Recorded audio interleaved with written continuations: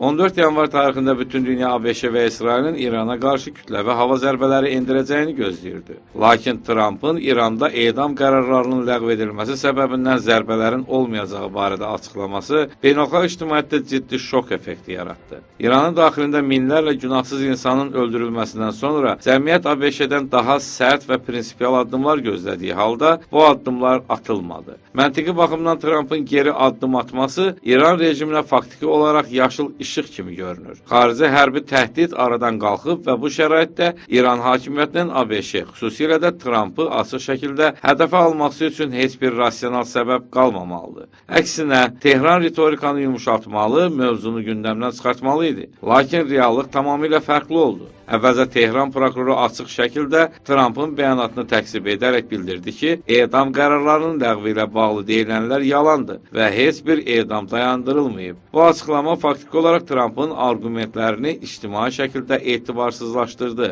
Daha sonra 17 yanvar tarixində İranın ali dini lideri Əli Xamneyi daha sərt mövqe sərgilədi. O çıxışında ABŞ prezidentini birbaşa ittiham edərək bəyan etdi. Biz ABŞ prezidentini bu etirazları alovlandıran, İran xalqına qarşı itkilərə, dağıntılara və böhtanlara görə məsuliyyət daşıyan cinayətkar hesab edirik, dedi. Bəs görəsən İran rəsmilərinin, hətta ali dini liderin bu həssas məqamda bu cür aqressiv ritorikası nəyə hesablanıb?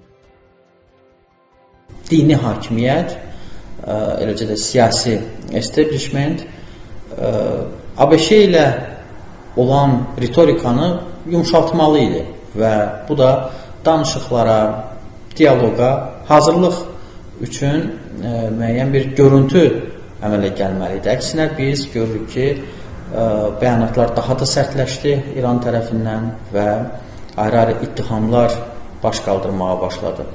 Və bu baxımdan düşünürəm ki, Amerika Birləşmiş Ştatları da İrana münasibətdə mövqeyini kifayət qədər dəyişib və səssiz diplomatiya və hərbi müdaxilə planları üzərində fikirlər, düşüncələr vardır. Bu da İran hakimiyyətinin davranışlarından, eləcə də xalq kütlələrinin hakimiyyət əleyhinə nümayişlərindən asılı olacaqdır və istisna olunmur ki, Amerika Birləşmiş Ştatları İsrail ilə məsləhətləşmələr və planlar kontekstində müvafiq addımlar ata bilər.